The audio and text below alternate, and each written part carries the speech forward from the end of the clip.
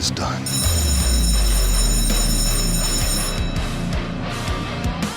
Attention students, class is in session.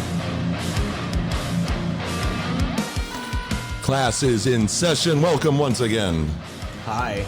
to Satanic Study Hall. We're back. Are we? Did we ever leave? No, for this episode, we're back. No, we're jumpy now. We get jumpy. We're all over the place. There's no more Sunday releases. We gave up the commitments. It's all good though. We drop episodes when they're done. The element of surprise is nice, right? Sure. I mean, yeah. I'm falling back on that as a fucking why crutch not? because I don't Do like what we want. Shut the fuck up. because I don't like deadlines, and neither does Belial. Anyways, what's up, Study Hall? Welcome back to class. It is good to have you here, and as always, thank you for listening to the podcast in general, and thank you for being a part of this community. We have something special planned for you today. If you haven't been able to tell by the title of the episode when you click the play button, this episode is going to be our fourth installment of our personal journey series. And this time we are joined by a member of our goat farm community who we met through our social media journey. And that is Sybil. And we're going to get to know Sybil and say hello in just a few minutes. But we are fucking thrilled to have Sybil here. I just can't say anything other than I'm fucking excited about what's to come. It's we said it on our promo episode. It's good to be back in class. It's good to be doing this more regularly. And the break was absolutely fantastic. It was much needed, just as a break from any other, commitment that involves time is much needed. But anyways, my name is Bill. I am a member of the Satanic Temple. I am also a member of the Love City Satanists here in Philadelphia. And today I am joined by these degenerates. I'm Johnny Voorhees. I'm also a member of the Satanic Temple and of Love City Satanists in the city of brotherly hate. Wow. At times. Wow. At times. I am hashtag cancel Dennis Morningstar, and I am a member of the Satanic Temple as well. And I am Father Al. Bless you, my children. And I am also a member of the Satanic Temple. Hi, Father Al. Hi, Johnny Voorhees. And now it's time to say hello to Sybil. Welcome to Study Hall, Sybil. Hey guys, how's it going? Hi, Hey, Sybil. what's going on, Sybil? Yo. Thanks for having me. Thanks for Really being here. excited. Definitely thanks for Thank being you. here. Yes, this is Thank absolutely you. awesome. We love involving, we are nothing but just a bunch of people that get together a couple of times a month. And we say this and everyone's like, no, you're not. But at its core, we are nothing but a bunch of, new strangers and new friends. They get together and talk shit and Satanism and try to learn together. But it's our fans and all of that, keep us going and keep, the gasoline in the tank when, things get a little hard, and it just keeps the train moving forward. So we're thankful for our entire community, and this is going to be an awesome episode. Dennis, can you tell us why we do personal journey episodes anyways? I mean, we've gotten that question a couple times, like, what does that have to do with Satanism? Why do we do them? I don't know. I feel it kind of brings a connection between all of us, and it kind of brings us it draws us a little closer in a community sense, more of almost a family feeling. It lets you know that you're not alone out there. What about you, Johnny? I don't know. Because we run out of content and we need something else to fill the time with. There you go. I'm glad to be back. Well, yeah, welcome back, Johnny. That was the answer was right up your alley. Damn. No, but I think it's because, like Dennis said, as much as I'd hate to agree with him, it's definitely to bring us closer to the people that like the podcast and like to listen to it, and it's awesome to hear their personal journeys and try to relate to them. You can lick my fucking balloon. Shut up, dickhead. Damn, it didn't take long for that fucking bell to come out. No, not at all. Shit. We're 6 minutes and 8 seconds into this story, and that's exactly right. Not their fuckery, but what I'm talking about is, that's why we do this. It's one of the most inspirational things as far as being, whether you're a member of a community, you practice more solitary Satanism, like we were discussing with Stephen Bradford Long. Personal journey aspect of things, that's where I learned the most, is gaining perspective.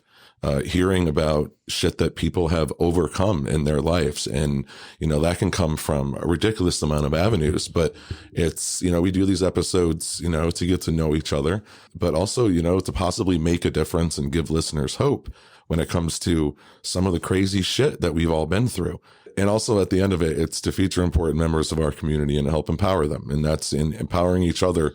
I can already see this community through this podcast journey, a bunch of really good people drawing strength from each other. And I'm not trying to get all fucking warm and fuzzy, but that at its core, that is beautiful. And that is why we do this. And that is why we are here. So before we get going, I guess I have to take care of some business that I skipped because I jump all around. So what is Satanic Study Hall? Satanic Study Hall is a podcast where we talk about Satanism from its inception to modern day. We talk about the things heathens do, the things heathens like, the places heathens go. And we get to know heathens as well. And we, at the same time, we get to know other heathens. But no, we talk about Satanism. We try to learn a lot of the stuff that we discuss on our podcast is, some of it is, we're familiar with, some of it that we're not. So as we present it, we are learning. That's why we are under, this suspension of disbelief with Satanic Study Hall. We have fun and it's a good place to be. And we thank you for being here. You can get in touch with us at satanicstudyhall@gmail.com. That's the easiest way. You can also consider supporting the podcast through our Patreon, which is patreon.com/Satanic Study Hall.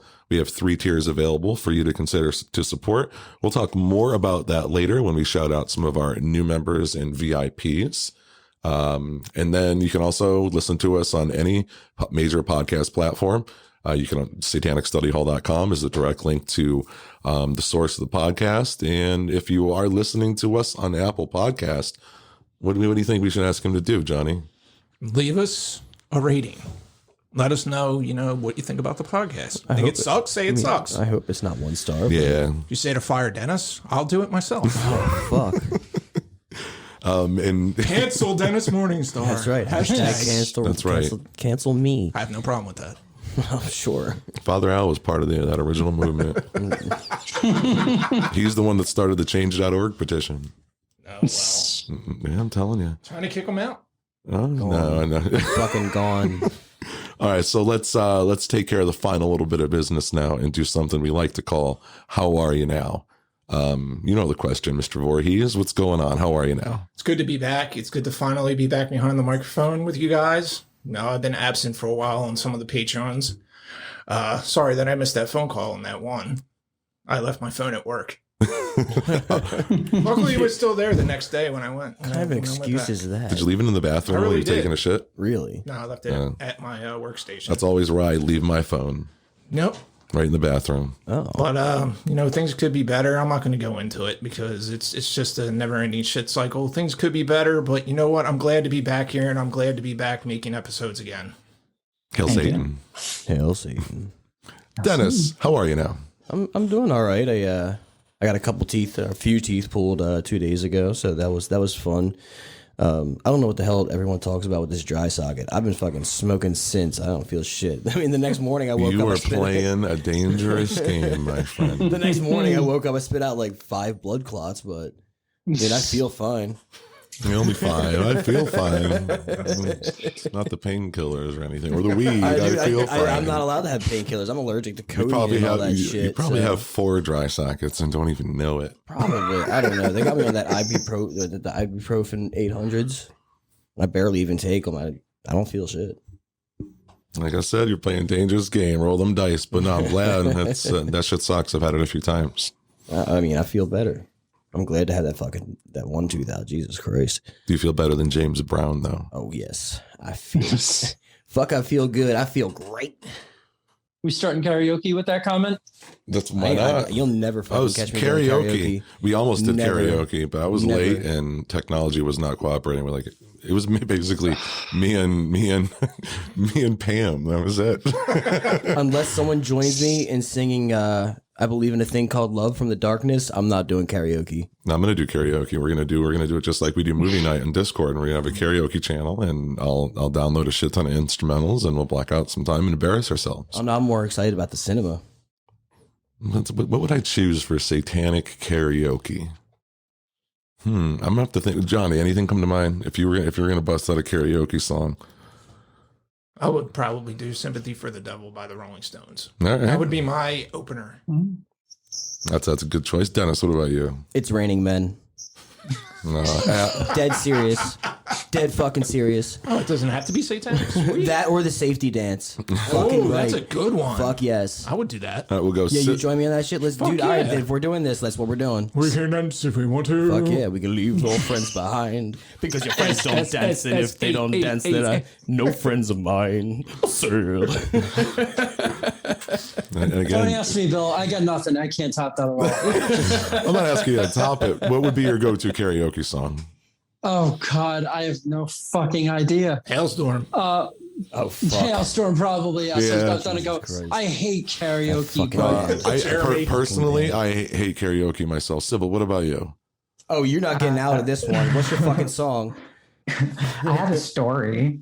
Oh. Story time. Bring it. This was like 7 years ago. I went out with some coworkers and it was a karaoke night and I didn't know. And I don't know why, but Alan Jackson came on and everyone was just kind of like just upset. And I understand, but for some reason I blame the booze, but I was just going at it to Alan Jackson. So, but that's not my jam. Fuck, I love it. Whoever the fuck that is.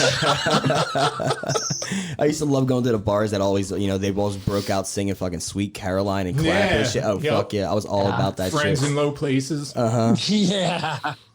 Oh, wow. Love Friends in Low Places. Father Al, how are you now? I'm doing okay. My busted hand is healing. Whether it's healing good or not, I won't know for a couple of weeks. But Too much whacking. here's a I was about fun. to say, was that from masturbation? Too much whacking. Whacking off in the tool shed. Being a father, isn't that against your way? Not a satanic one. Oh, Not okay. the satanic way. Oh, no. Dude, the satanic way says to masturbate daily. Then Oh, no, hourly. Multiple times daily. quit bitching and continue on. That's right. Switch hands. I didn't. Play the stranger. That was the problem. I switched hands. That, I used my other hand. And look what the fuck happened. Oh, shit. yeah. No, you're right. Does that Because the tendons in your thumbs start. I can't speak. I'm not going Does to that say make you a anything. switch? Here's a fun fact about medicine in our country. So I got a prescription for a replacement brace because I've had this one for a while and it's just getting old and shit. And so You got a I was prescription calling around for a these. piece of plastic?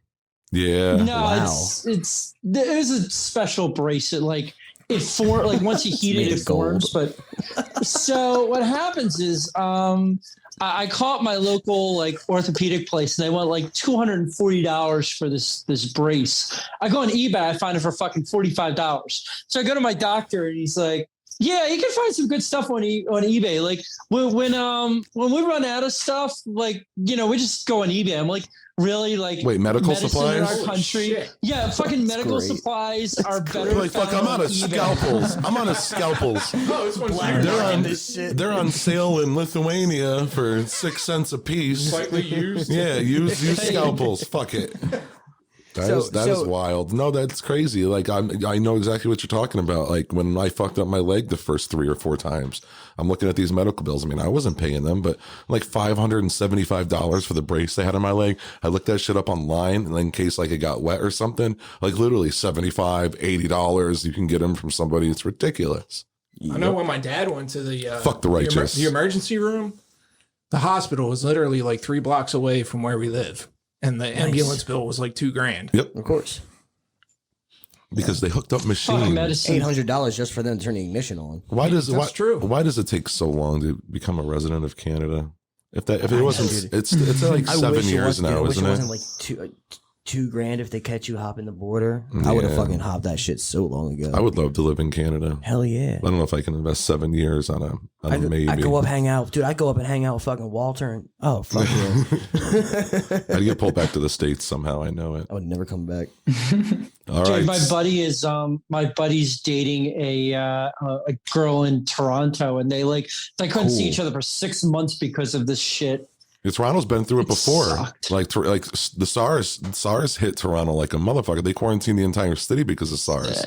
I went to the best rock concert of my life because of that. Was it Pearl Jam? No, Pearl Jam was not there. No, Pearl Jam. Fuckers load of Jeremy. Wouldn't that be Fuckers wouldn't Jeremy. that be an oxymoron though? The best rock concert of my life featuring Pearl Jam. I don't know. It just doesn't sound. It doesn't like a sound. Pearl like a Jam, time. Nickelback, and Creed all in one fucking gosh. show. Now, I've talked about it before. It was fucking Rolling Stones and the Guess Who and the Flaming Lips and Rush and AC/DC and fucking Justin Timberlake was getting hit with rocks and water bottles. He fucking bounced off stage in the middle of Rock Your Body. It was great. Nice. Fuck that guy. That's my favorite Nickelback video. When they get pelted with stones when they're on stage. That's the only good Nickelback video. Wait, they actually have a video showing themselves getting hit with throwing rocks? fucking rocks at them. That's Nice. great. I didn't realize. It's like, hey, do you want to throw rocks or do you want rock and roll? And he gets hit with another fucking rock in the head. Yo, I like Here's your answer, fuckhead. yo, The people have spoken. Nickelback just went up a few notches in my head. Like, No pun intended. it's just literally like Don't ask the question if you don't want the answer. Oh fuck. they've gotten Life lessons by study hall. They've gotten a little bit more of my respect back. I don't know about that. Fuck that but guy. That's a little far. Now, Sybil, how are you now? I'm doing pretty well. I forgot you were here. It's your episode, but we forgot you were here. I'm doing pretty good. Yeah, I think I'm gonna list my used injection needles on eBay now. Thanks for the. Right off the bat. Sybil, you fit right the fuck in study hall. Yeah. We're saving a chair for you all the time. You can stop by Thank class you. whenever you want. Most definitely. That was fucking good. That's Bring it, the, my They just secured a spot. the one-liner of the night right there.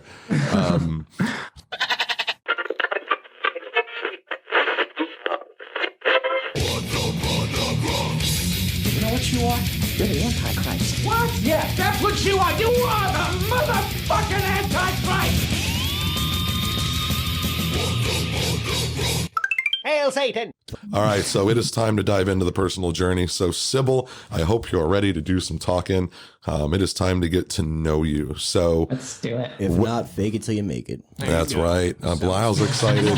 Father Al's excited, and I know our listeners are as well. So, how about we start off? Tell us what pronouns do you use, and who is Sybil today? Who did we bring in the study hall? So my pronouns are she and they. And who am I today? I'm here. I'm existing in this COVID world. I work at Trader Joe's and I'm a hairstylist, and that's pretty much where I'm at right now. I love that fucking store, Trader Joe's.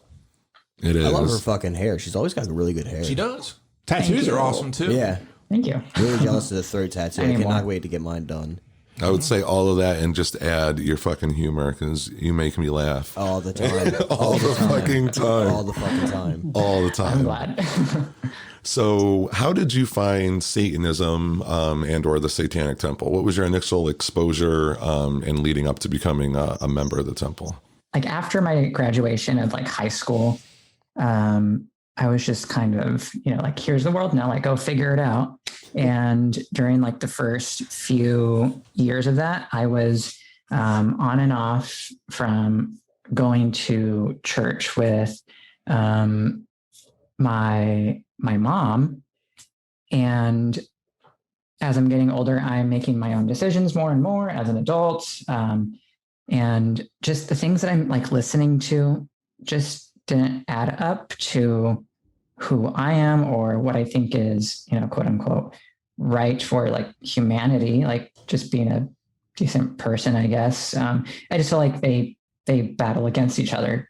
Being a Christian, you want to be loving. So, apparently that's how it's supposed to be, and accepting everyone and all this bullshit.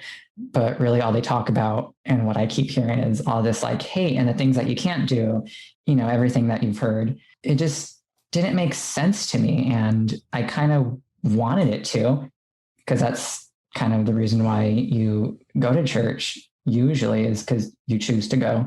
for one purpose, and it just didn't fall in line with who I was as a person. I just got so mad at why is this group of people lying to like the world, lying to me? I'm here trying to do what is good and right, but they're telling me the complete opposite, that I'm doing everything completely wrong. I just carried like all this guilt with me. I hated that. And it just kind of like in my family, it's all I keep hearing from them too. It's just a repeat of what's being said from church. So during like that time, I kind of took a pause from attending, and I was just working multiple jobs, kind of figuring life out, just seeing what's right for me. And I never really heard of like Satanism in its core, like what it is really. All I've like had this idea of like, oh, Satanism, worship the devil and all this crap. It wasn't kind of like fast forwarding to actually maybe 2 years ago. I was house sitting for a new friend at the time. I was on Netflix or Hulu or Hail Satan. What was that on? I forgot. Hulu, yeah. Yeah. And I just come across it and I'm like, I've always wanted to watch this, and I'm just watching it and I'm like, holy shit, like all of this makes complete sense. Like everything that these people have gone through with their own personal lives, what they stand for, and then just the whole rundown of the tenets. I'm like, this is what's like been missing like in me, like this, what I've been feeling, I've been trying to explain, and I just don't know how, or I don't know what it is. And then reading like the tenets, it's just like, that's what it is right there. Like, boom. So that's how I've come to like find and realize it. Now, you touched on some of your experience with religion as a child. Before you found Satanism and watching Hail Satan, now were you more of just an atheist, or had you already let go of God at that point? Or maybe you can tell us about like just your aha moment where the light bulb went off and you're just like, nah, something's fucking off here. More probably like agnostic, but I just didn't really like label myself as that, because I've always battled with like wanting to like believe like that speckle in the sky, God, so to speak. It was just like a real struggle. Like my family was physically there, but emotionally, everyone was just completely separate. I've gone through a lot of shit with like my parents, them divorcing when I was in junior high, and I'm the youngest child. And then with my sister being a drug addict, I had to take care of her throughout high school, and she's 6 years older than me. Just, I've had to like babysit every single person in my life. So like I wanted to believe something. I guess the thing that I just kept holding on to was hope, but I was just waiting for it to like present itself. And then like my aha moment, me just thinking and having these moments to myself, it's like, why are we going through all of these like struggles in life? And like, if God is real, why does he, in quote, is he putting us through like all these, like trials and all these struggles that you keep hearing about? Like, why would someone intentionally put us through those, like all this bullshit to like get to the other side, to be like, everything's okay? It's like, why would the fuck you do that? Like, why would you make people like suffer? It's like, that just did not make any sense to me. So I'm doing my part the best I can to take care of everyone. Like, is that my battle or something? Like, it just made no fucking sense. So I just kind of like dropped the idea of like, oh, God's real. It makes no sense. And even to this day, like none of that.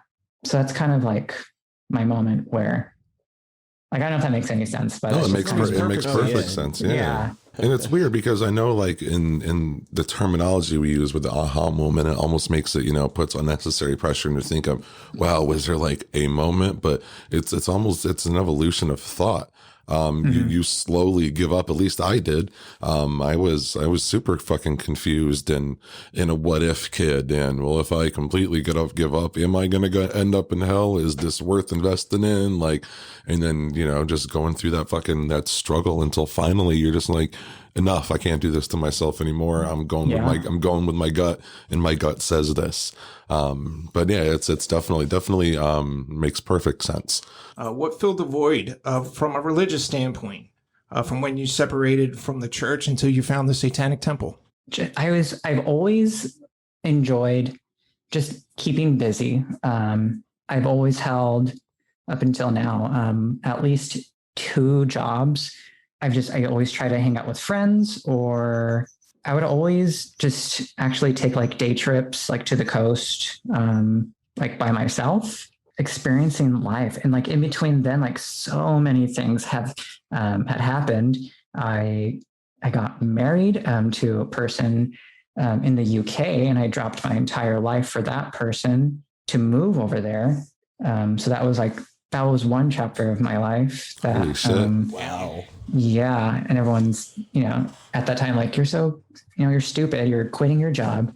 You getting rid of your car, everything, anything you can think of, like people were saying. And for me at the time, it was just like, well, like my family's really not in my life. Like my dad and I haven't spoke since I was in like 11th grade, and up until maybe like November, he reached out wanting to try to like have some kind of relationship. Like it was just so hard to come around and like to want to try again with him, because there's been so many times where, we try to make things work and it just never, ever did. To this day, like he just keeps fucking up. He said he's trying, but there's no attempt other than like a stupid text saying like, oh, hey. And I'm like, hi, like, what do you want? It's just experiencing life, I guess. And then life just went on, feeling alone, lonely. I, not anymore, but used to cut myself with razors and knives since like 7th grade up until I think the last time like I self-harmed was probably a year ago. And that was like emo of me to say right now, but it's like just to feel something like, oh, I'm going to cut myself, kind of thing. Yeah. That's the only thing that I was actually only like brave enough to do, because my sister, she's like a heroin addict, meth addict, always been on and off, but I've seen her OD twice. She almost died once, like just like drugs and like abusive, like abuse alcohol and stuff. Like I just couldn't do that, because I seen that happen, and I had to take care of other people that, were going through that situation. And it was scary to see, and I just couldn't.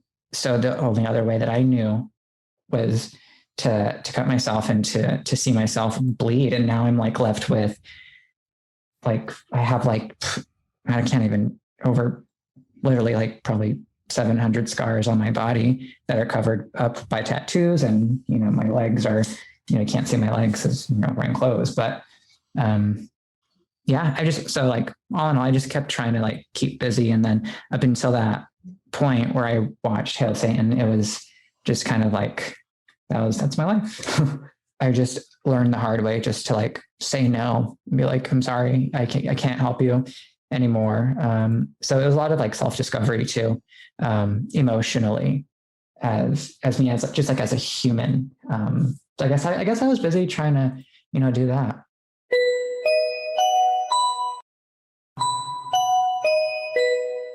Attention staff and students. The Satanic Study Hall podcast is not affiliated with any other podcast or organization. None. Zero.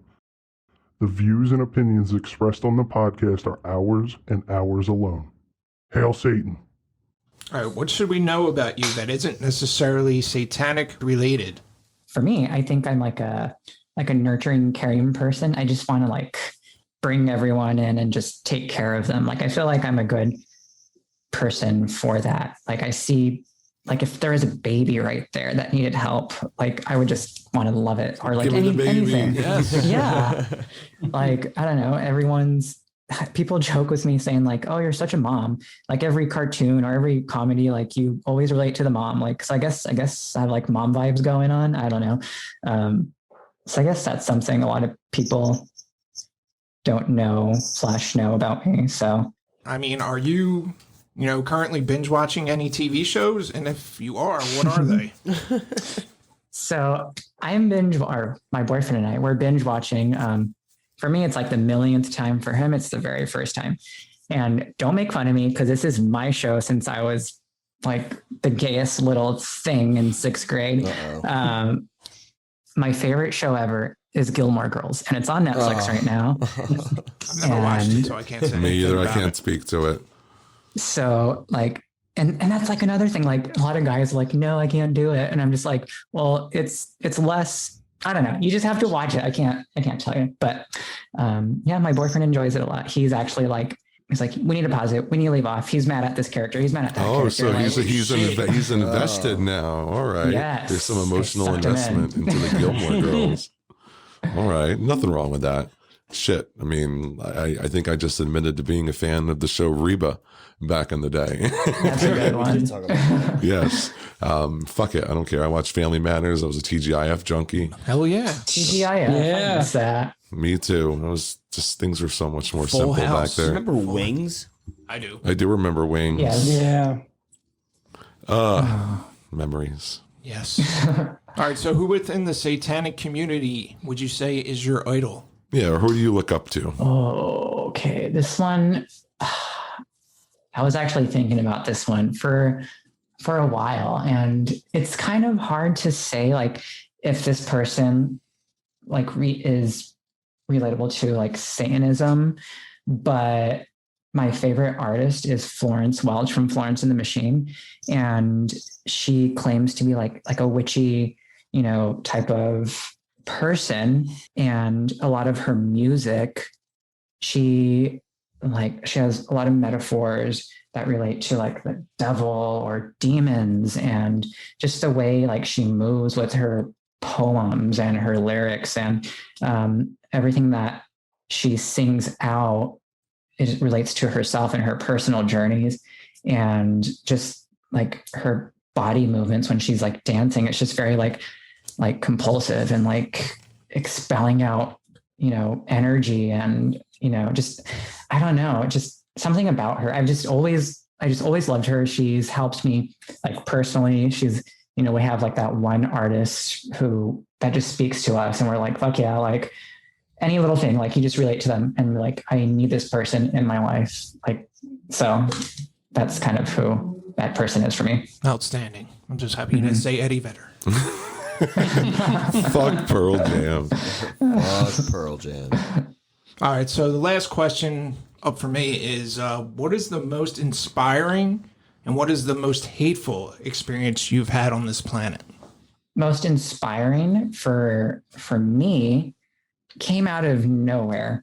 I was at Whole Foods maybe just a few years ago, and I was just hanging out with a friend. We're just having lunch. This person who appears to be like maybe like 16 or 17 comes up to us, and just by their appearance, they seem very queer, and they just had a lot of questions for us because they saw us wearing, I can't remember if it was like a rainbow bracelet or a trans something. I don't know. One of us was wearing something like that.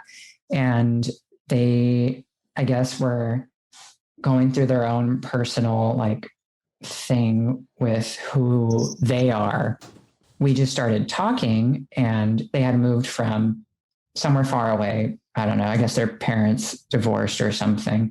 At the time, I was part of a transgender organization, and I was letting them know, I'm like, hey, you don't have to come to this, but we have a community organization specifically for people who are transgender or questioning or allies. These are the days and X, Y, and Z. And that person's mother came, and she just seemed like very like just very stern, hard-headed, stubborn, like, okay, come on, we need to go kind of thing. Like they're trying to like, excuse them from talking with us. Right. And we can't really be like, oh no, stay. We can't, we just have to be respectful for that, especially when this person's a minor. But I gave them the information, and then the next meeting, that person was there, and then they just kind of like thanked me. For me, that felt good on my part, because I don't know if I helped this person. I don't know if I saved their life. I don't know if what was going on through their mind just by what I was, offering to them. And for me, that's like it's a good feeling, just knowing like, hey, I helped someone. Like, I don't know what they were going through. I don't know their family situation, but I've gone through my own hardships with, my identity. So I can't even imagine what this young person was going through. So that part was probably like the best thing that I felt so far. Oh yeah. Hell yeah. That sounds great. And then, oh my gosh, the next question, there's just so many. In high school, me being a gay boy, not out or even questioning my gender then, it was when the whole like Proposition 8 thing was going on for gay marriage. And I remember there was a rally of like students who were like soon to be Republicans, can't wait to vote, and they were just, there's just so many like kids and, the people that I go to school with, and even some like adults. I don't know if they were like faculty or just like parents, or I don't know who the fuck they were. So there was just a bunch of all these kids just saying all these hurtful, hateful things about the LGBT community, and especially the kids on the campus. They made like posters and put them on the walls, and they were just calling all the openly like gay and lesbian students all these different like slurs and remarks, spitting on each other. Like, it's just like for me, that was one of, because it happened so early in my life. That's just something that I will never forget. And that's like part of like my childhood. And like as an adult, I remember one time, and this is me kind of fast forwarding, I'm openly transgender. I'm a transgender woman. I remember and I don't know why I was like so naive to this. I wanted to purchase something off of Craigslist. And it was like a tablet or something, technology or whatever. I go alone, and this person, like this seller, seemed, legit, responsive, everything. It just seemed good, and I guess too good to be true. And then I get there and I'm meeting this person, and this person's probably around my age, maybe a little older, but they have two other people with them and two other guys. So it's three guys total. And I appear how I am. I'm easily read as a trans woman. And at that time, like, it's like, oh, we're going to make the exchange thing. And one of them grabs my wallet, and out of like my pocket, it wasn't even in my hands, it was in my like sweater pocket. Like, I don't even know how they can see it. And the other one just like pushes me down, and they both run. And one guy like kicks me, and this is like open middle of the day, calling me like a tranny, a faggot, like, oof, and it's like right in front of an elementary school around our airport here. Savage. It's like, it was just, I'm surprised they didn't take my car keys, because my car keys were on me. My car was like right there. They could have like, drove off. And I mean, it can happen anywhere, but being in Fresno. Yeah, but you don't think in the middle of the day in front of a school, like, it just goes to, that shit can happen fucking anywhere. It can, exactly. And it's just like, and then I called the police, and of course they show up like 30 minutes later, and it's this one, old white man like shaking his finger at me. He's like, well, you shouldn't purchase anything online anyway, and blah, blah, blah. I'm like, oh, fuck off, and thanks for helping out. Yeah, So exactly. so yeah. I'm picturing Hans Molman from the fucking Simpsons. So yeah, getting mugged and beat up, that was fun. Jeez. All right. So, who is the love of your life, and how did you meet? My boyfriend, Emilio. We met at work about a year ago. It'll be a year next month in April. He's also transgender. He's a transgender man, and we just kind of connected during this time. I'm at work living with roommates who I work with as well. So the Trader Joe's store that he's at, I've only been at this store for about a year. I worked at another location, just maybe 10 minutes down the road from where I'm at now. And I hopped over to this store, this bigger store, because of just harassment from customers, never coworkers. Everyone just always had my back and support. Even with that time that I got mugged, everyone pitched in and gave me money and groceries, and it was like best thing ever. I transferred to this store. My roommate had told me like, oh, there's this guy, and he's also trans, and he just started his HRT, his hormone replacement therapy, like a month and a half in or so. And so I meet this person in passing shifts. I'm like, oh yeah, he's kind of cute. He's tall. He's taller than me, which is not by much, but just he's taller than me. And for like in the trans community, usually like trans women, not all the time, trans women are like taller than trans men, but there are every size of person. So it was just, we're all unicorns. But it was just so nice to like have met someone who passed me up a little bit. I'm like, oh, this is cool. But before like a relationship actually formed, I was in a relationship with someone else, in Southern California. And for a very, very short time, it's like, I don't know, it was more like a friendship, really. It is what it was kind of thing. But then I met this other person at work, and someone that was like in my town, who was also in my community, who also, enjoyed my company, and just everything just kept snowballing into like a great thing. And I just got attracted to that. But like in my mind, I'm like, why am I doing this? This is terrible. I'm quote unquote with someone, in a relationship now, but I'm not getting anything from that person. So like, I'm like, I don't know. Like I was just really scared. I need to tell this person, but this person was a nervous person to begin with he was, nervous to be around his crush, like a, elementary school boy kind of thing. I'm just like, oh, this is cute. Anyway, so there was an instance where maybe like 3 months after like meeting with this person, my two roommates, who were a couple, decided to break up. They told me, and I'm like, oh, okay. Do I have to leave? Do I have to move out? And it was just a very scary moment. And this happened probably like a few weeks after my birthday. Yeah, it was like right before the pandemic. My boyfriend now, Emilio, he messages me. He's like, hey, I heard you need a new roommate.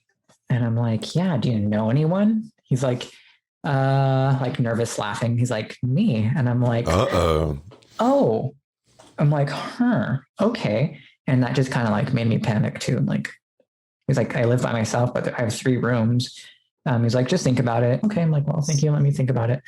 Whatever. And then I'm just trying to go on like apartments.com. I'm like, can I afford this? Does anyone need a roommate? I'm asking people at work, keep an ear out. And during this time, I'm still with that person, that other person from Southern California. and they were no help. And I'm like, well, fuck off. Like I can't be with you. So kind of fast forward a little bit from that, I come back to Emilio. I'm like, yeah, I'm like, you know what? I will take you up on that offer. Like, he's like, cool. He's like, we can help. You can help me like paint the room, like your room. And so I remember, I agree. And we were just kind of like flirting, texting. And that's when I'm just like, I need to tell this person. I'm like, hey, I'm very nervous because I like you a lot. And I'm with this other person. It's like just complete like 360. He's like, oh, like the whole conversation, like the tone in our text messaging, just kind of like he was just very short and quiet, didn't say anything. Hour or so later comes back to me. He's like, well, I'm not a jackass. And if you need a place to live, he's like, you better be here tomorrow morning. I'm like, okay, fair enough. Like, and I'm like, fuck, I fucked up. Like, this is my fault completely. And I show up, like he wanted me to, and just very like short tempered and, but I'm like, this person's still helping me out kind of thing. And we just kind of take it from there. But as like the day went on, he got a little bit lighter because we kind of like talked it out. Like with him, without him like directly saying he liked me, he was saying like, I like you kind of thing. It was just so hard because he was doing these things I never got from a relationship, like not even my ex-husband. And my divorce finalized this past December. And I'm like, it's a beautiful thing. Fucking saying, like, it's just like Emilio, my boyfriend, he's helped me with, so many things and that I've never received from anybody. Like if it's like emotional support, like even sex, like just like my sex life was just always kind of like, bleh. And like being a trans woman, like that shit's hard to deal with anyway. On top of like, no one's ever going to love me. No one's this and this. And, you just got all these things going through your mind. And him, like he understands it because he's also trans, even though we're going through two separate opposite journeys, it's the same thing. Yeah. He's helped me. And I was just attracted to that. It was just something that all the shit that I had to go through in my life, from my parents splitting up to taking, going to this school to go to that school, and taking care of my sister when she was on meth and heroin, taking care of her children, and just like all this bullshit, like down the line, like, it's just like, wow, this is finally like a good thing. Like something's working out for me. Yeah. Even though like there's like this problem still, like this other relationship in the middle of it. And I'm like, I can control this. I'm just scared and I don't know why. It's just so funny. Like as I was about to break up with that person actually broke up with me. And I'm like, well, okay, whatever. Like this is fine. After that, I had that conversation with Emilio. Like we're both happy because he told me, he's like, I'm not going to stop trying. He's like, I like you. We work together. I've never had anyone like leech on me before. And I'm just like, this is nice. Like it's totally new to me. And it was like, how do I act with this? But, I just accepted it because I'm like, I deserve this, even though he's a fucking pain in my ass now. We've been together, like it'll be a year in June. Like we've been together for a long time. And that's how other people see us too. They've come to us and they're like, oh, have you guys been together for a few years already? And they're like, no, it's only not even a year yet. They're like, you guys just like gel really well. Yeah, things move pretty quickly, didn't they? Yeah. Yeah. And I am not sleeping in the extra room. I'm sleeping in our bedroom, and like it's nice. And I have a house with him, and we share bills, and it's like we're not married, but we share responsibilities. And well, thank you. That was awesome. Yeah. Thank you so much. Seriously. So how about, can you tell us about a time that you didn't know you would make it and how you pushed through? One of the hardest things that I've had to go through was my separation divorce with my ex-husband. And like, as much as I always want to forget about that moment, it's always so hard to do that because he caused me so much fucking pain. I met this person online, and relationships start, they're for me, like then it was great. And I meet this person, I drop my life for this person. I go move to England. I'm the first person in my family to do something so extreme like that, like leave the country. Like no one takes vacations. Like no one ever, like, it's just like, what? You are living the high life, my friend. Like that's the kind of vibes you get from like my family. So I was like the first person to do that. And then just as the years go on, we come back here to California, here in Fresno, we get married. We had the opportunity to go to other countries to visit our friends in other countries. And we did that. And every single time we done so, it was just always a terrible fucking experience on his part. He made it so bad. He always had the panic, like I'm going to like cheat on him, or he just had like self-doubt, and it was just so extreme. He never wanted to like help himself. I don't know how many times I could like reassure him, kind of thing.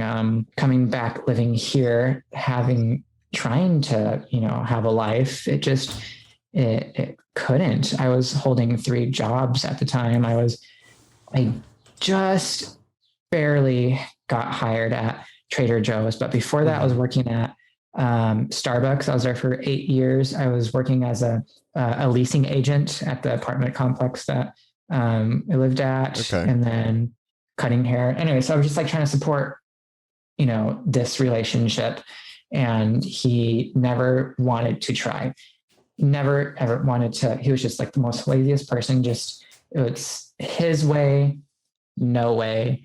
I'm wrong for anything that happened. It's my fault. He just always caused so much stress, and my family saw it, and my friends saw it, my coworkers even saw it. They're like, why are you putting up with that shit? And it wasn't until like in the middle of that relationship, that's when I started to question my identity. It was just so confusing. I'm like, I've never really felt like this before. Like, I feel like it felt like I was coming out as a gay man all over again, but like I was 14 then. This is like totally different, but that same panic feeling in my chest kept happening. I'm like, this is very familiar. I'm like, I don't get it. I'm like, why am I feeling this way? Why do I don't feel like a man? I don't know what I am, but I don't feel like it. Am I a trans woman? And to me, like, I didn't know what that meant either, because it just really wasn't like visible to me growing up, and that the visibility of it just wasn't there. Explaining that to my ex, he seemed to be okay with it. I wasn't expecting that from him. Right. So I was trying to find myself on top of other things going on just in the relationship. And it was very hard. I was going to support groups, therapy, everything just started clicking together. Like the pieces just, I'm like, okay, this is who I am. I'm so scared. I don't know how to deal with it. I wanted to wear makeup, and everyone can wear makeup. It shouldn't be like focused on like women only. Not at like all. Not at all. I have a drag queen. Yeah. I mean, actually, I have a friend from actually my rehab. He was one of my roommates. He's not drag or anything of the sort. He's very like Davey Havoc style, very like Eric Draven from The Crow. Like he wears like the eyeliner and like the color, and he does like it'll be like a line down his face on one side. Like I said, he looks like the Crow for like for a lot of the time, and he looks great. He's a straight man, and anybody should be able to do it. Exactly. And that's so cool. And then it's like an art form. But for me, like, it was kind of like, in a way, like, I want to wear this because I hate how my face looks. It's so manly. I have all this facial hair. I have shadow. I'm tired of looking at my bone structure so pointy and like manly. And I see my dad when I look at myself in the mirror, and it's like, ugh. So like wanting to like experience the makeup was just, fun. I'm like, holy shit, this is so cool. But people were trying to like persuade me, like, you just want to be a drag queen. I'm like, but I don't feel like a male performer wanting to wear women's clothing. Like, that's not what I want to do. That's not how I feel. Like, I wish I had, different body parts that, that I wasn't born with. Like, that's like, I always hated having like, just like a man's flat chest. And like, I feel weird, like clothes look weird on me because I was lanky and just all this things. Like, I want to have like a chest. And I was just curious of like stuff. I'm like, why do women like they have so like many more options when it comes to clothes? And I think that's pretty cool. And like for men, it's just like, you know, plain black and white type of clothing. Just here's a t-shirt, here's a long sleeve shirt. Yeah. And I'm like, that's fucking boring. Like, this is dumb. Yeah. So I finally admit to myself, like, okay, I'm a trans woman. My ex, like we talked about that. And he said he was fine. Didn't bother him. You know, for me, like life goes on, but for him, like he just starts acting differently.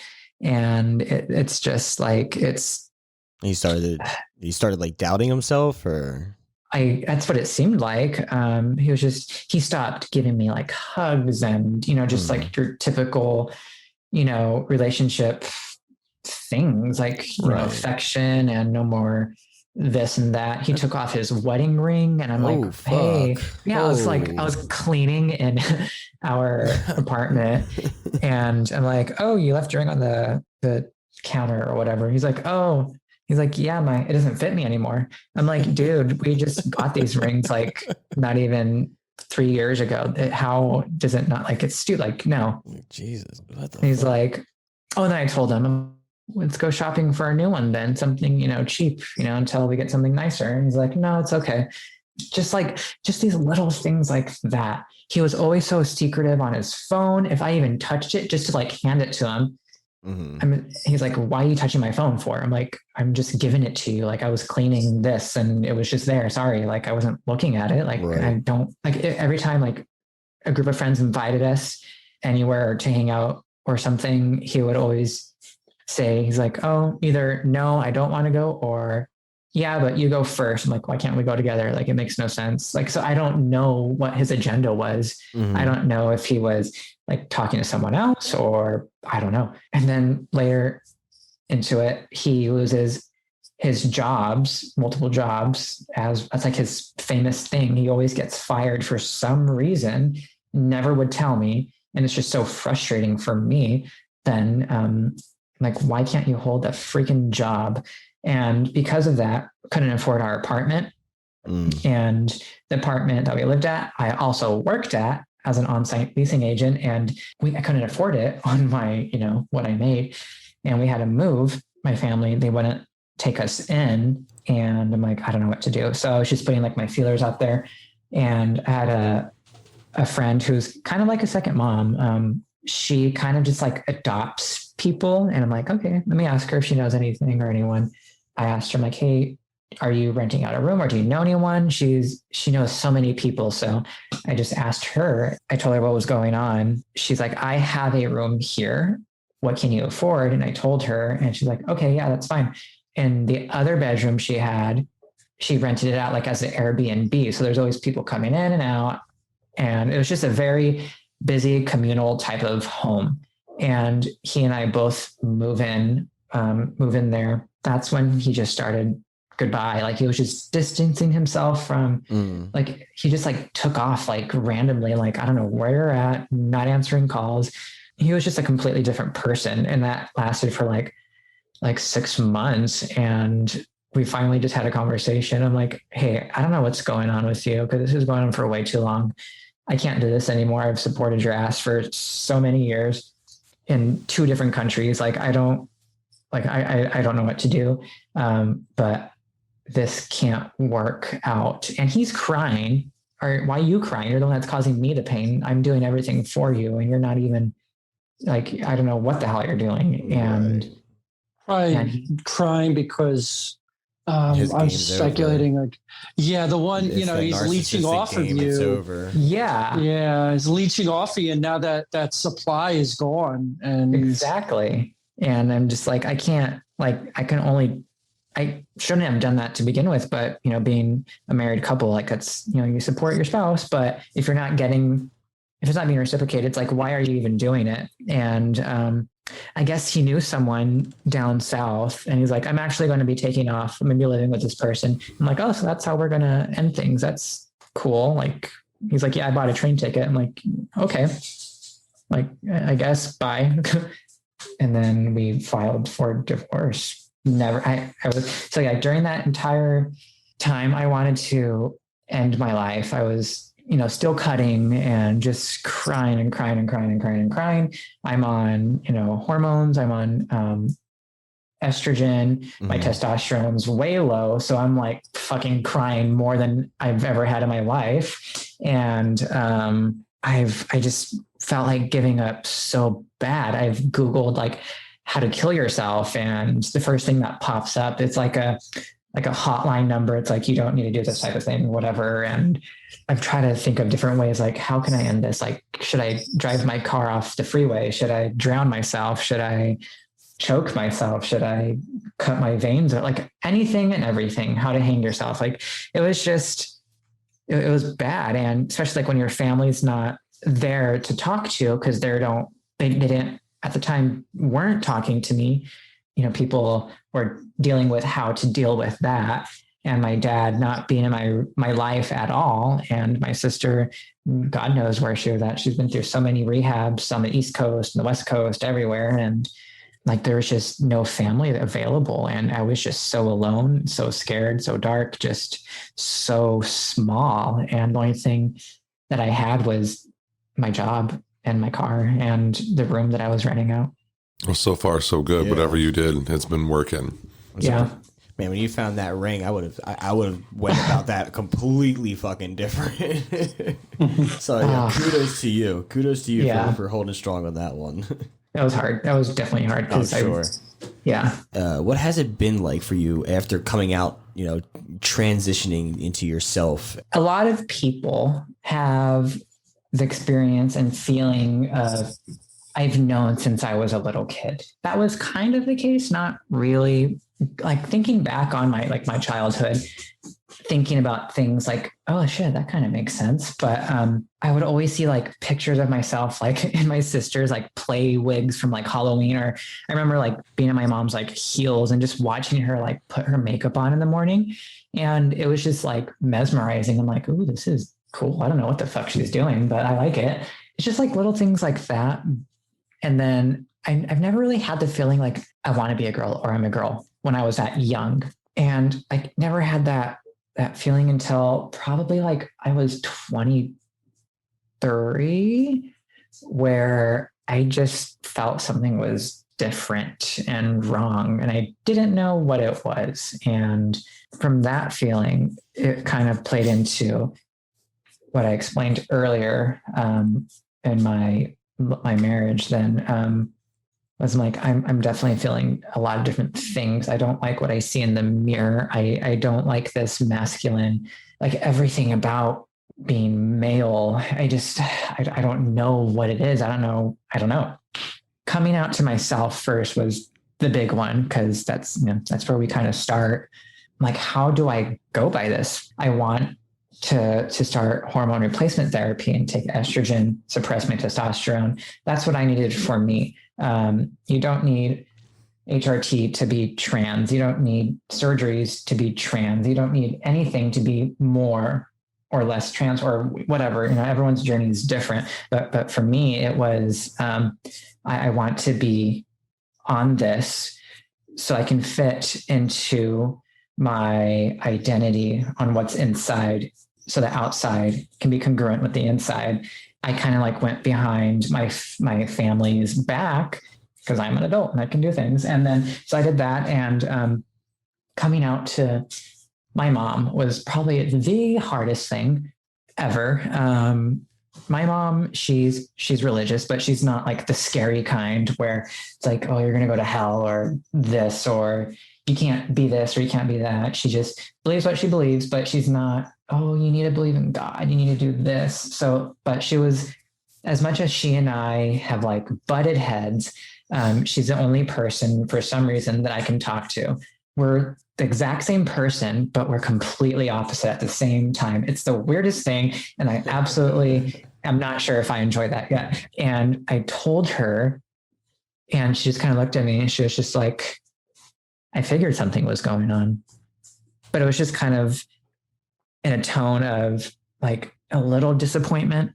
And she didn't know how to respond to that because she already had to deal with me coming out liking men, which she told me did not bother her at all. I'm like, that's great. Coming out to her, that was definitely hard. And she's like, what does that mean though? I don't get it. And I just had to explain it to her, how I felt, what I'm going to go through, what I'm choosing to put myself through, to be who I am. And she just kind of ignored me for a long time. And it was just very discouraging. It was like, shit, like I lost my dad emotionally, and now I can't even connect with my mom. It was just terrible. And like, I don't know what to do. I have no family that I can't talk to. She was just confused. Like, why are you wearing so much makeup? Why do you have to wear that? Why do you have to, this, all the whys? And I'm like, this is who I am. This is like, these are the things. They're just things, first of all, that bring me happiness. Things are not gendered. Like it shouldn't be that way, at least. I am taking, hormone replacement therapy. So expect this to change and expect me to, start acting this way. And this is my name now is, I told her Sybil, and she just couldn't wrap her head around it. Like it was just, and from mother's standpoint, I'm not a mother, but I can understand that a parent will feel that way. It's like kind of like a mourning process. Like, oh, my child just died. And now like, there's this new person that I need to know, and I don't know how to deal with.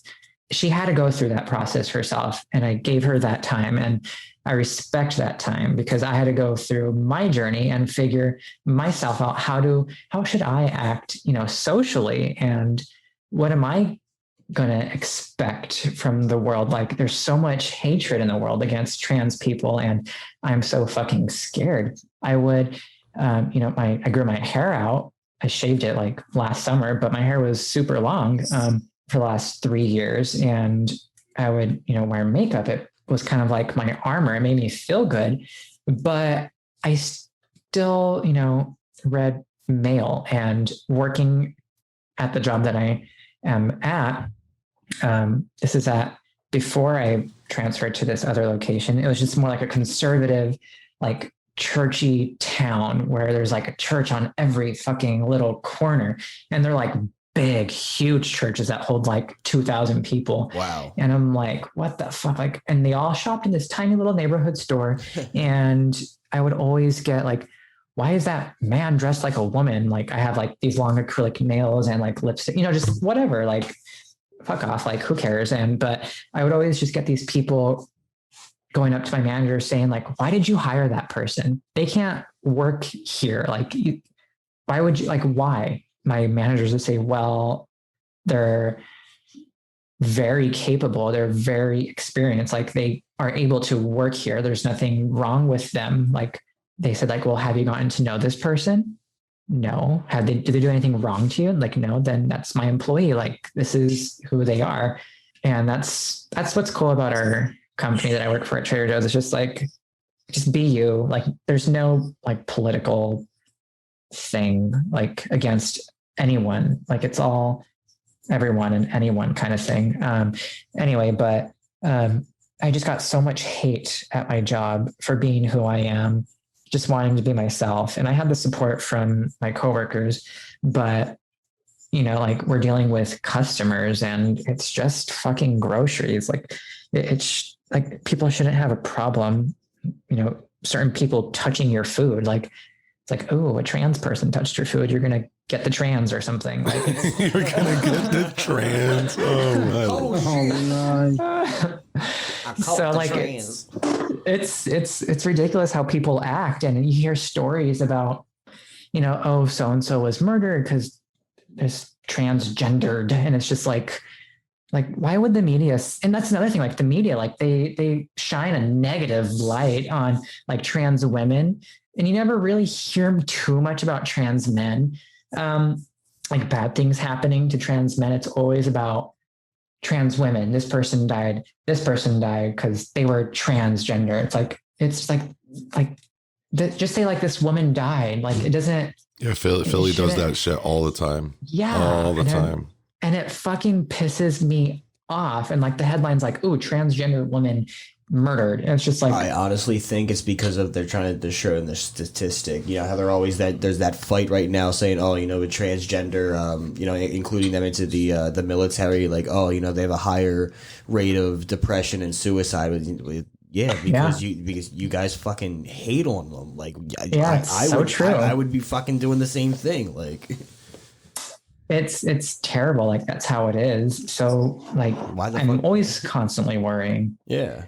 But so I had to learn how to deal with like my social anxiety, because I do have social anxiety. Like I fucking coronavirus. I'm so happy I get to wear a fucking mask at work every single damn day because they don't have to look at my face.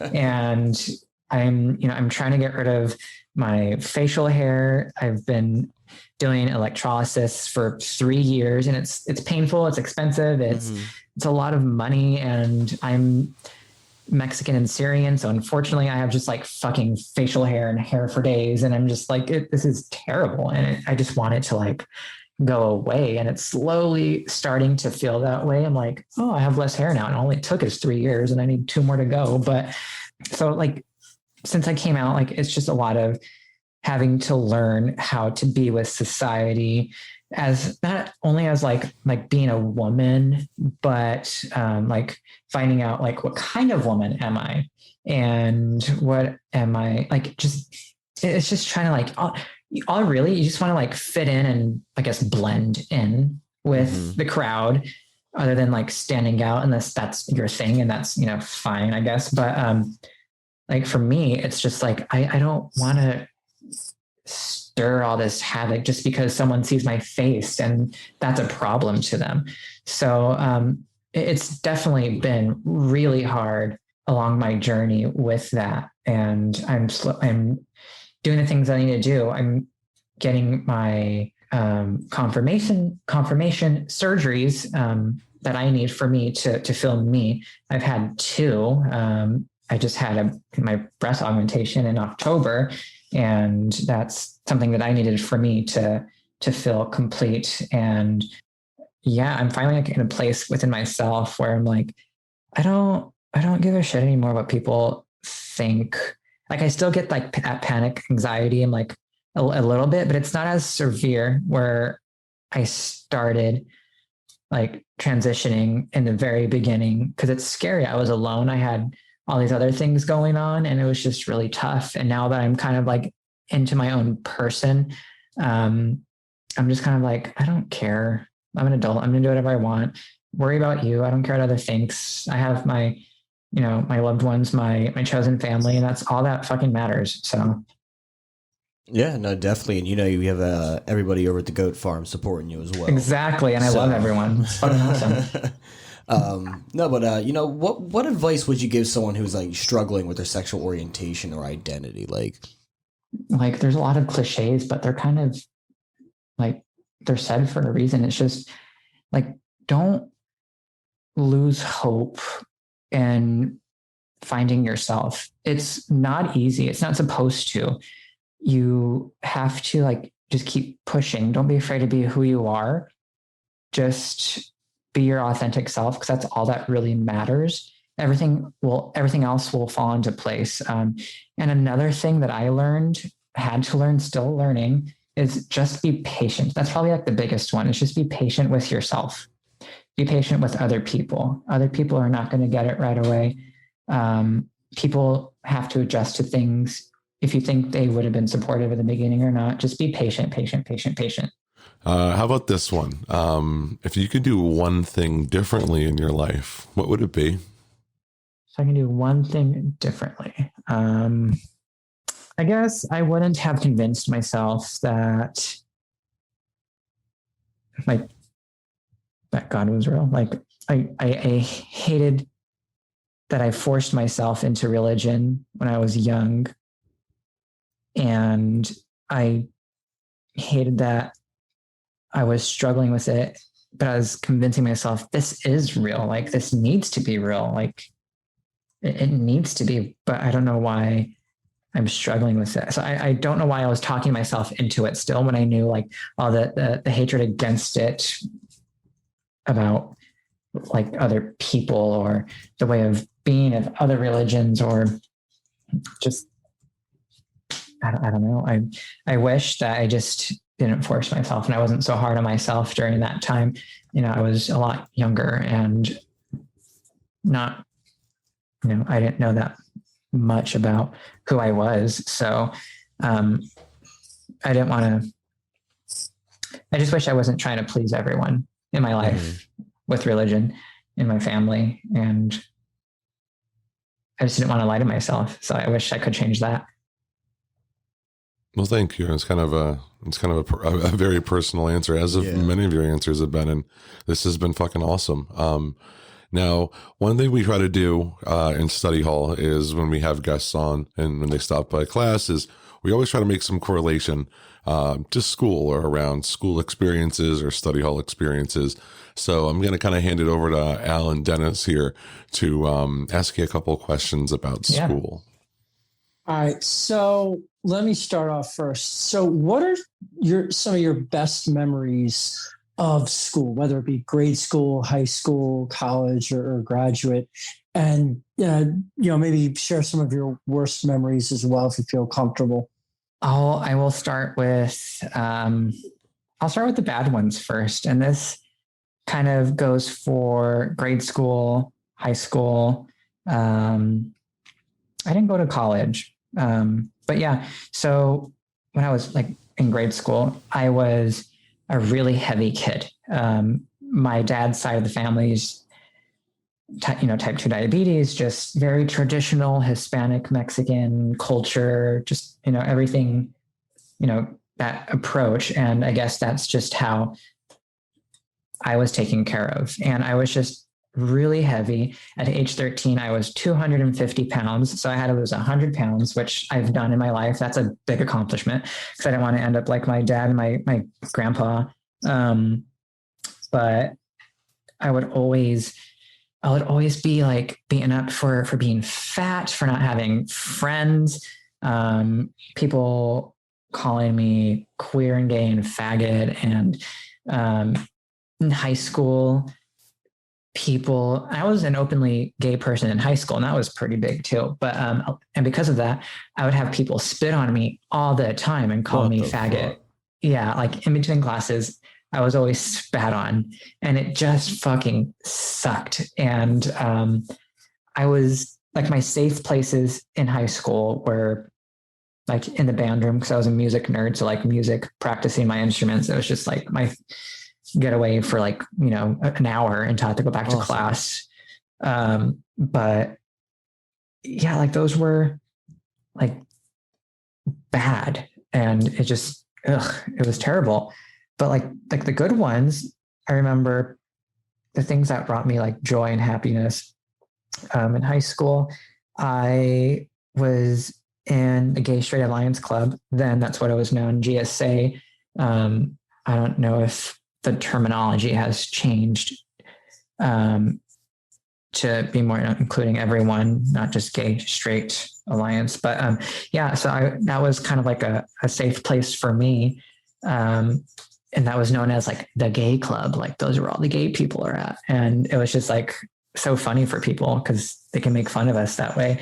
And but for me, it was like a small little club, and it was just people just hanging out, mainly just to be safe during, lunchtime. And I was in that for about, all my 4 years in high school. And like the happiest moment was when my peers like voted me to be like GSA president. And I ran the damn thing. And I started my freshman year with like 8 people.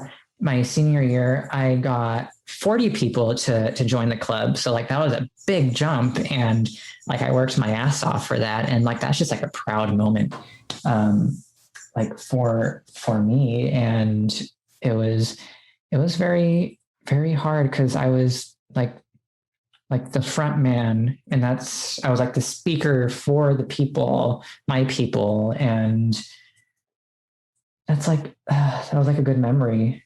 And I still go back to think about those times, and I kind of try to apply those to my life now. I feel like it's important, especially in this new chapter of my transition in my life.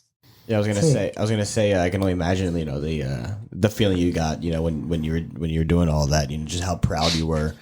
Yeah. I can see how you're living it back, live back on it. You can kind of, like you said, you apply it to your life now because you got to remember where your roots were and all of that. So for sure. Definitely good to apply it. Was there a teacher or teachers who had particularly, strong influence in your life? Yes. And this one, like, I love this one. This person is literally a second mother to me. She's like mama bear. She's like ready to throw fucking punches when there needs to be. So in high school, there's this teacher, this English teacher, and her name is Miss Johnstone. And today she's JJ, but that's who she was in high school. And my freshman year, I had found out that she's actually the advisor for the GSA club. So she's monitoring the students while this club is taking place. And she's a lesbian too. And she's like your stereotypical, big, dykey, short-haired, Ellen looking kind of, person. But she's just very down to earth, very awesome, just loves kids, just wants to help everyone grow as humans, not just, an LGBT person. But she kind of took me under her wing my freshman year. Cause I'm even till today, I'm the shy person until I actually get going. And I'm you can't shut me the fuck up. But, she just kind of helped me through school. She opened up her classroom to me when I needed it to feel safe and to feel important. She felt that my personal story with life and family, she just, I don't know, connected with me on some, level like that. And during high school, I found out that she was my stepsister's varsity soccer coach, and she was my sister's English teacher, 8 years before me. And so she knew my family I've known this person for over 13 years and didn't even know it. So it's awesome how that even happened. And during my senior year in graduation, she would always just tell me I'm so proud of you. She's after high school, she's I really want to be friends. I always want to just check in on you and kind of, conversation. And I'm heck yeah, you helped me so much with who I am and just keeping me safe and, going still emotionally. And so yeah, that never bothered me at all. And then I remember after graduation, weeks later, she would message me and she would say, hey, my wife and I and the kids were going out of town. She's we need you to house it if that's okay. I'm oh yeah. And after that, that was the trust that started between our friendship with her and her wife and her family and stuff. And ever since then, I'd house sit for her family when they were gone for weeks at a time, taking care of their animals. And they're just down to earth people. She would invite me to Thanksgiving because I would always be alone on Thanksgiving. She would invite me over, just holidays, just to be included, to feel I have a family to come to. She, provided me with groceries when I had to move out of the county, when I moved in with my aunt in Sacramento once, who was a tweaker and kicked me out after inviting me to come in. It made no fucking sense. I'm just what the fuck? She was just always there with some kind of support. And she shops at my store, the whole town does. And Amelia and I, we both worked together the same hours. And she would come in, and now that's because of COVID, that's the only time they actually got to meet. Because she's the one saying we want you guys to come over. We want you here. It sucks that we can't meet up because of this whole pandemic. And once this is done, like, we need you here, because she says like, oh, Sybil's so important to me in my life. Like, she's like my child. Like, yeah, she wants to see what's putting a smile on your face. Yeah. So she's forever going to be in my life, and she's awesome. I love her to death. That's great. That's great. You know, I'm pretty sure that everyone has that one teacher that they can really connect with. Yeah, for sure. I had this one Mr. Winterbottom. He was a great fucking guy. He was my art teacher, and you know, he always had his room open for me to, like, he would give me like lunch passes, so I could not eat in the lunchroom. I would take my shit to his room. I could work on my art pieces and eat lunch in there. All my study halls were spent in there, all that kind of shit. Me and my friends got really cool and really close with him.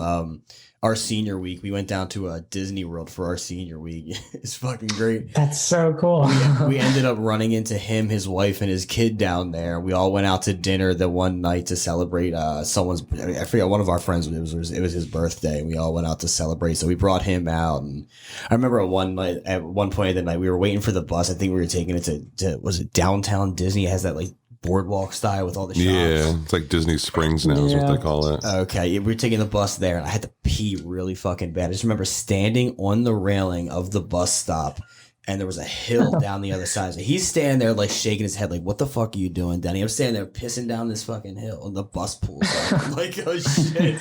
Gotta do what you gotta do. The restaurant we were at, they had the whole tablecloth. You could draw on it. They gave you like pens and shit to draw on it. So like, he's working on this like nice, really detailed sketch of like a portrait of somebody, and the rest of us are just dicks all over the table. That's Don't judge my art.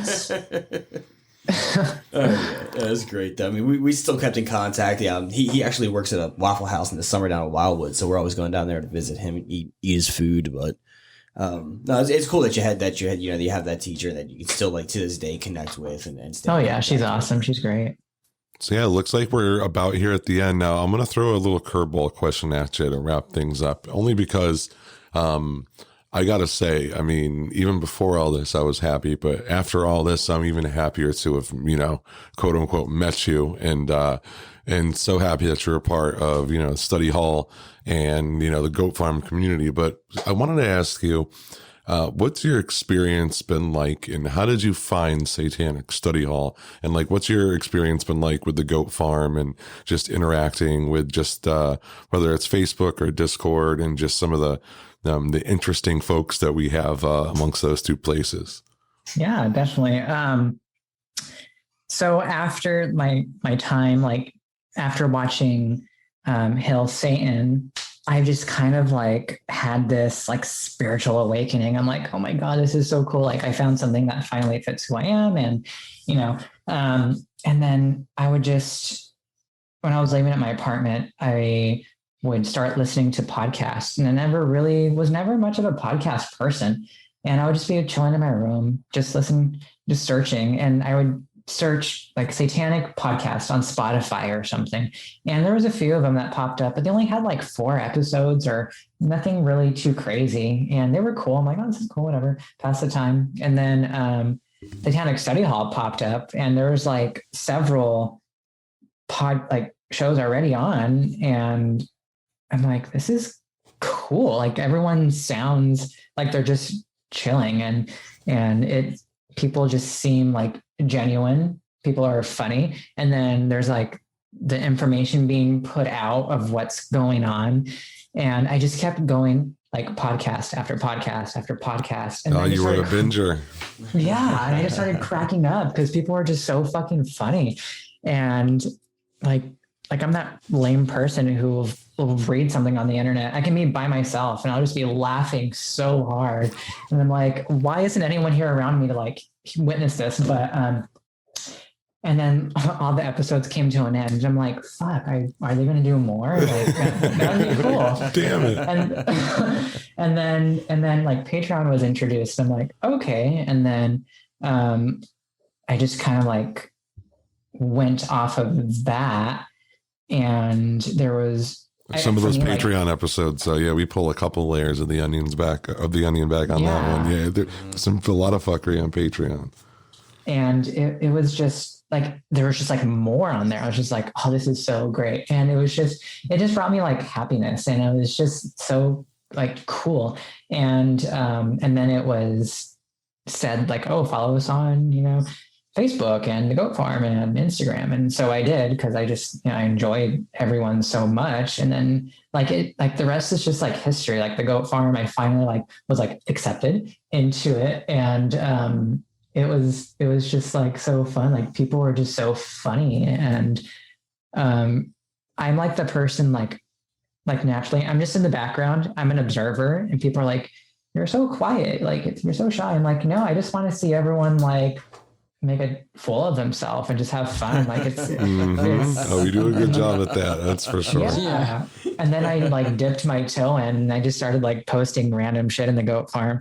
And then it's just like, it's just fun, and it's just funny, and people are just cool. And like how you guys explain it, it's like a family of strangers. And I'm like, I wish I could meet everyone like in person. Like that'd be so cool. We will. I'll say it sometime. Someday. Oh, that's on the radar, as crazy as that may sound. But there's got to be something creative that we can come up with. We're all driven fucking degenerates. Yeah, so it's cool that I can relate to, something finally like for me. Like I can call myself like a Satanist, and I know what that means, and I'm not like scared or ashamed.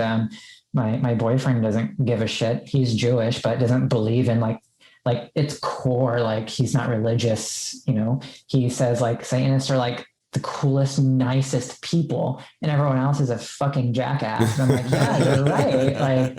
Like it's awesome. So that's kind of like how I like discovered everything here. So. Well, awesome. I mean, you came in, and like you said, you might have stayed quiet for a little bit, but once you started speaking up and posting, I mean, you're winning contests and I love the shit you post in there. Oh yeah, it's definitely, like I said, it always seemed to be at the right time too, and just random hilarity. And that's what I like. even just like crazy shit that's happening during your day. You're just like, just check this shit out. Right. It makes me laugh, and I like to share shit like that with people, because people are like, why would you post that? I'm like, why not? It's fucking hilarious.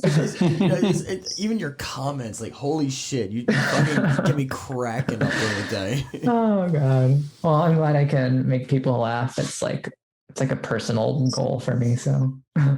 Well, you've actually, you made me laugh. You actually brought a tear to my eye once in this conversation. And this has been incredible. I can't thank you enough for opening yourself up and putting yourself out there and being here with us.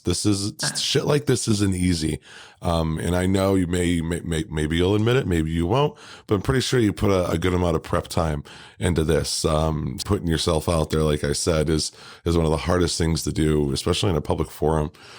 So this has been incredible, and I can absolutely guarantee that, your words and your experiences and, how strong you've been throughout this, and how courageous and fucking steadfast you've been, and standing your ground, being who the fuck you are, and just looking forward, and not to mention fortunate enough to find someone to do it by your side.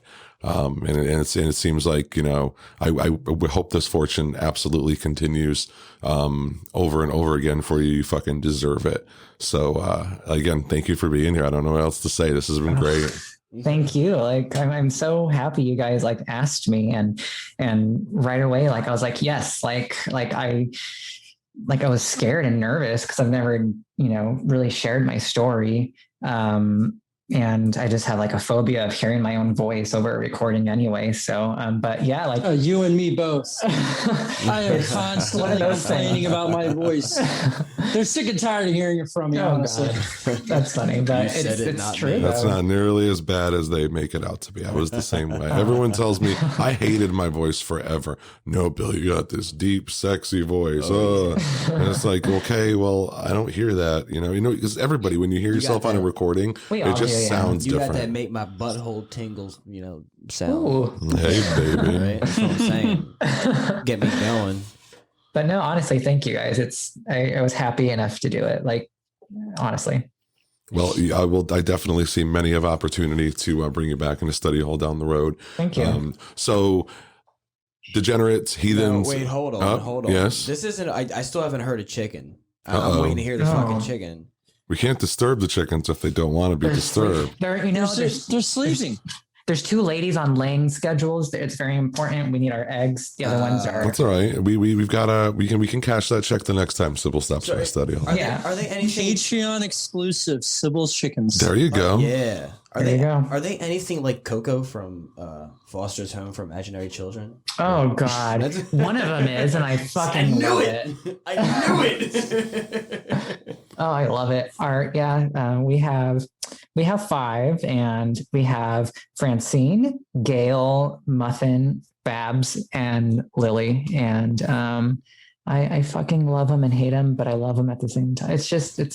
They're great. So if I buy you 3 more, can we name them like 2-piece, 5-piece, and 8-piece? Oh my God. Wow, Dennis, I know you're going to pay for that after we hit the stop button on this. For the feed and everything. Sybil is going to fuck you up. Well, thank you once again. Hail Satan. This has been great. Class is dismissed.